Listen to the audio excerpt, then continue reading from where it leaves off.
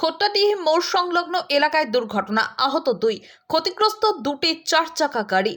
60 নম্বর জাতীয় সড়কের খোট্টাডিহি মোড় থেকে বিলপাহাড়ি মোড় সংলগ্ন এলাকায় পাণ্ডবেশ্বরের ট্রাফিক বিভাগ এবং পাণ্ডবেশ্বর থানার পুলিশ দিবারাত্র সজাগ থাকার পরেও চালকের অসাবধানতাবশত এবং যানবাহনের অনিয়ন্ত্রিত গতির জেরেই বারংবার মর্মান্তিক দুর্ঘটনার সাক্ষী থাকছে।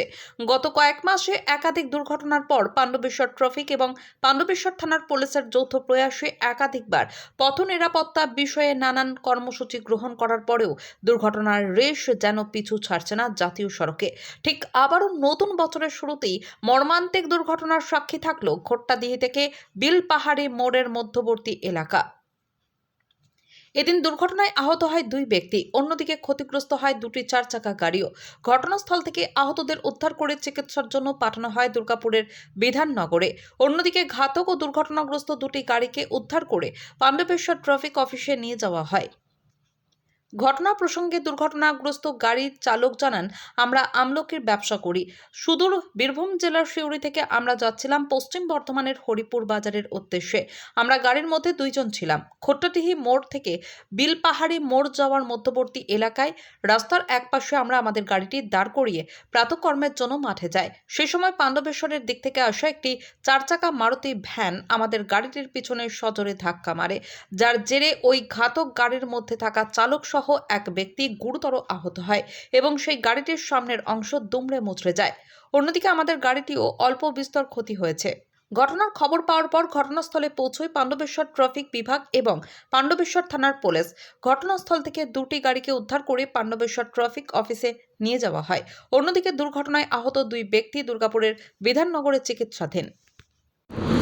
কি হয়েছিল বলতে, আমি সিউড়ি থেকে হরিপুরে যাচ্ছিলাম। আমাদের এটা হচ্ছে আমলকির গাড়ি, আমলকি হজমির গাড়ি, ঠিক আছে। এগুলো আমরা বিক্রি করি মার্কেটে দাঁড়িয়ে বাজারে, ঠিক আছে।